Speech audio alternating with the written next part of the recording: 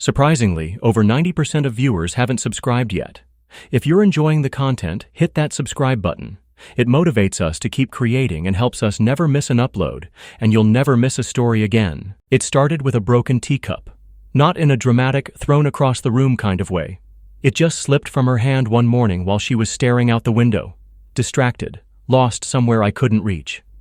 It hit the kitchen tile and shattered, and she barely reacted. Just stood there, barefoot, like the shards weren't real. I remember how I crouched down to clean it up, how I looked up at her and asked, "You okay?" And she nodded. But she didn't look at me when she said it. That was the first crack. Her name is Claire. We'd been married 5 years. Stable, routine, calm. We had a rhythm. I cooked dinner most nights. She watered the plants. I fixed things. She decorated. We shared a bank account, a dog, and a Google Calendar. People said we were solid, predictable even. I wore that like a badge of honor. But Claire wanted more. At first, I thought it was a phase. She started working later, talking faster, hanging out with a few new friends from work. She'd come home with energy I didn't recognize, buzzing with conversations I wasn't part of. She started wearing red lipstick, though she always said she hated the way it looked on her. She changed her perfume too. One night, I asked about it. "It's just something I got at the office," she said. Simple. Casual. A lie. I didn't press. I'm not a jealous man. I never tracked her phone or snooped through her messages. But I noticed things. The pause before answering a question. The hesitation before a kiss. The way she pulled her phone a little closer when a notification lit it up. I told myself we were just in a slump. Every couple has one. But deep down I felt it. A shift. Like the ground under our feet had started to move, and I was the only one trying to balance. Then came the fundraiser. She asked me not to come. That's how I knew. Claire always liked when I came to her work events. I was the calm presence in the room, the anchor. But that night, she said it was just a boring corporate dinner, and that she'd be home late. She said it with a smile, but her eyes darted like she was rehearsing. So I showed up anyway. I didn't go in, just parked a block away and watched. The venue was glass-fronted, lights warm and low, music humming through the walls.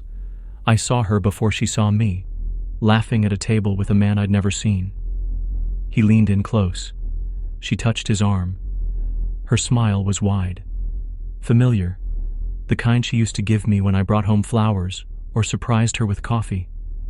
I sat there, watching her flirt like she wasn't someone's wife, like she wasn't mine. I didn't get out of the car, didn't storm in, didn't make a scene.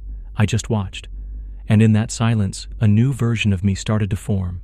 Not angry, not broken. Just done. When she came home that night, I was already in bed. She kissed my forehead, told me she was tired, and slid under the covers like nothing had changed. But everything had. The next day I started planning. Not revenge, not in the loud, messy way people expect, but freedom. I made a list of every shared account, every joint responsibility, every overlapping detail of our life. I began separating them, piece by quiet piece. I opened a new bank account. I transferred my direct deposit. I changed the passwords to my personal email and cloud storage. I copied files, took photos, saved receipts. Every lie leaves a trail, and Claire's were no different. One day while she was in the shower, I opened her laptop. No password. She trusted me that much. Or maybe she'd stopped thinking of me entirely. There they were, emails to a man named Eric, late-night messages, flirty, coded, but not subtle enough. One stuck with me. It's just nice talking to someone who sees me. That's when I realized she hadn't just checked out. She had replaced me. I didn't cry. I didn't even feel shocked.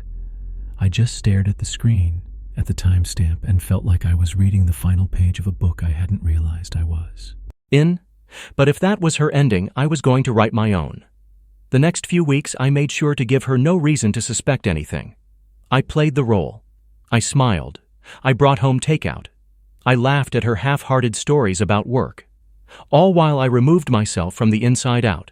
I sold a few stocks quietly, moved half of our savings to an account under my name, secured a lease for a new apartment across town, paid the first 6 months in advance. I wasn't leaving because I was weak. I was leaving because I finally understood that staying was. One night, Claire came home later than usual. I was sitting on the couch, the dog at my feet. A movie paused on the screen. She kissed the top of my head, said she had lost track of time. I looked at her and smiled. "It's okay," I said. "I've been thinking a lot lately." "About what?" "About changes."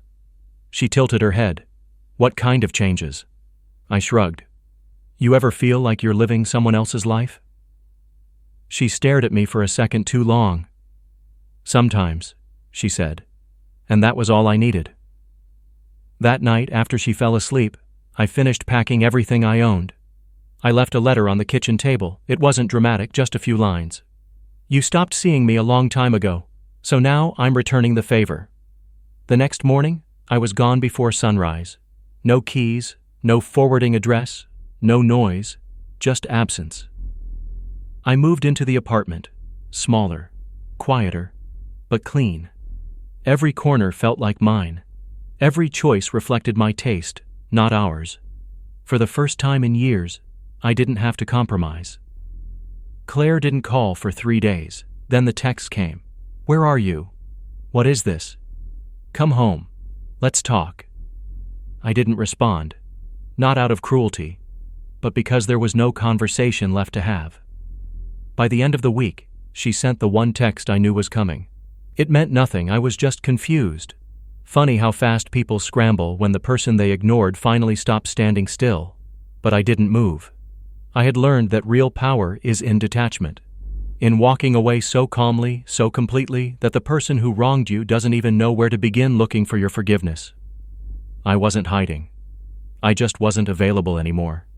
Not for her lies, not for her guilt, not for the life she only noticed when it vanished. Claire didn't show up at my door right away. Maybe she thought I'd cool off. Maybe she assumed I was bluffing, testing her. We'd never had dramatic fights before. No slammed doors, no ultimatums. She was used to the version of me who bent, who adapted, who apologized even when I wasn't wrong. But that man was gone. A few days after I left, I saw her number flash across my phone again. I didn't answer. She left a voicemail. Her voice was soft, cautious, like someone trying not to scare off a wild animal. "I got your note," she said. "I'm not sure what to say. I want to talk." There was a long pause. "I miss you. Please call me." I didn't. Instead, I opened the blinds of my new place, let in the sunlight, and made coffee for one. There was peace in the silence. Peace I hadn't felt in years. Over the next week, more messages came. Text after text. Claire started unraveling. The calm, composed woman who once curated her life like an Instagram grid was now sending frantic strings of messages at 2 a.m. "You're being cruel." I said I was sorry. "I don't understand how you can just walk away like this. We were good together. You know we were." But we weren't. Not really. We were comfortable. We were quiet. We were orderly. But we weren't together. Not in the ways that mattered. Somewhere along the line, Claire stopped seeing me as a person and started seeing me as furniture. Reliable, unchanging, always in the background. So I let her sit with the silence. I didn't tell anyone what happened. I didn't seek sympathy. I didn't make a spectacle of it. I went to work. I kept my head down. On the weekends, I walked around the city, went to markets, picked up furniture one piece at a time. Building a home from scratch has a strange kind of clarity to it. Every decision feels deliberate. No compromises. No, let's wait until we agree. Just me, my space, my rules. One morning, maybe 2 weeks after I left, I got an email from her. Not a message. An email. Subject, please read. It was long, pages of apologies, reflections, defenses, and contradictions. She talked about how things had gotten complicated, how Eric had been a mistake, but one that came from confusion, not malice. She talked about how lonely she had felt, how she missed us, how she believed we could fix it. I read the entire thing. Once, then I archived it. A few hours later, I got a knock on the door. She had found me. I opened it and saw her standing there, hair pulled back, eyes tired, holding a coffee from the shop she used to love. "I thought you might want this," she said. I took the coffee. Thanks. Can I come in? I paused, then stepped aside. Letting her in wasn't weakness. I just wanted her to see what I had become without her. She walked in slowly, eyes scanning the room. It wasn't fancy, but it was warm. The bookshelves were filled. A few framed prints on the walls. My woodworking tools stacked neatly by the corner. The place looked lived in. It looked like mine. "You've been busy," she said. I nodded. "I have." She sat on the edge of the couch like a guest. "I'm sorry," she said again. "I know," I replied. I didn't expect you to leave." I took a seat across from her, careful not to fill the silence with easy comfort. I let her sit in it. "I guess that's the problem," I said. "You didn't expect me to do anything." Her eyes filled. "I know I hurt you. You didn't just hurt me. You erased me. You replaced me and expected me not to notice." She shook her head. "I never stopped loving you. But you did stop respecting me." She swallowed hard. "I was lost. Eric, he didn't matter. I just needed something new. I didn't know how to tell you." I leaned forward. "Claire, I would have forgiven you if you had told me the truth when it started, if you had looked me in the eye and admitted it. But you lied, repeatedly, to my face, and then you expected me to keep showing up like I always did." She looked down. "I came here because I miss what we had," she whispered. "What we had," I said, "only worked because I kept giving and you kept taking. That's not love. That's dependency." She stood up suddenly. "So that's it? You're just done?" "I was done the second you saw me as disposable." She moved toward the door, then hesitated. "So you never meant any of it, all those years?" "I meant every second of it," I said. "And that's why I left, because I deserved someone who meant it too." She nodded, defeated. "Goodbye then." I watched her walk out the door, still clinging to the idea that this was just a bad chapter we could fix. But the story was already finished. She just hadn't accepted the last page. That night, I opened the folder where I'd kept everything. Screenshots, bank statements, emails. I deleted them all. Not because I was forgiving her, but because I didn't need evidence anymore. I didn't need to prove anything. The past couldn't hurt me if I didn't carry it with me. A month passed. Then 2. I didn't hear from her again. Some mutual friends reached out. They asked how I was doing, if I was okay. I told them I was better than I had been in years. I didn't trash her name, didn't share the details. I just said we'd grown apart, and that I was growing into something new. One of them said, "You're taking this really well." I smiled, because what they didn't know was that silence had become my weapon. It wasn't about revenge. It was about redefinition. Claire used to define me by what I could offer her: comfort, stability, consistency. But I had learned to define myself by what I protected. My peace, my time, my value. That was the part she could never touch again. Not because I hated her, but because I no longer needed her to validate who I was. The healing didn't come all at once. There were nights I still dreamed of her. Days when the smell of her old perfume would catch me off guard in a crowd, but those moments came and went. And each time they passed, they left less of a mark. And soon, they stopped coming altogether. Some people measure healing in days or months. I measured it in breaths. The first breath after waking up alone and not feeling hollow. The second when I saw her name on an old envelope and didn't flinch. The third when I laughed, really laughed, at something without wondering if she'd have found it funny too. There was a time when Claire's absence felt like a wound, but eventually it became something else entirely. A scar. Faint. Painless. A reminder that I'd survived something I once believed I couldn't. It had been nearly 4 months since I walked away. By now, I had stopped checking my phone for her name. Her number was still saved, buried deep in my contacts, but I hadn't touched it. I hadn't blocked her, there was no need. The silence between us was more final than anything a setting on a phone could offer. I didn't talk about her anymore. Not because I was suppressing something, but because I had nothing left to say. My life had become real again. I started spending time with people who knew nothing about us. No comparisons, no assumptions. I didn't tell my story at first. I just listened. Learned what it was like to have conversations that weren't colored by pity or curiosity. I was hiking again, something Claire always said she wanted to do more of but never made time for. I'd wake up early on Saturdays, grab coffee, and drive out of the city. The silence of the trails felt familiar, not empty, but full of clarity, full of space to breathe. One weekend, I met someone. It wasn't a love at first sight moment. It was quiet, like everything else good in my life had become. Her name was Harper. She had a laugh that came from her chest and eyes that didn't dart away when I spoke. She was direct, curious, grounded. We started hiking together. Then coffee turned into long walks. Then long walks turned into conversations that stretched past midnight. I didn't tell her about Claire for a while. I didn't want her to think she was filling some vacant space. But one night, when the stars were out, and we were sitting on a picnic blanket with warm soup and thermoses, she asked why I always paused before using the word we. I told her everything. Not to dump my past on her, but to finally put it in its proper place. She didn't interrupt. She didn't ask invasive questions. She just listened. And when I was done, she said, "That's awful. But you didn't let it harden you. That says a lot." And for the first time, I realized it was true.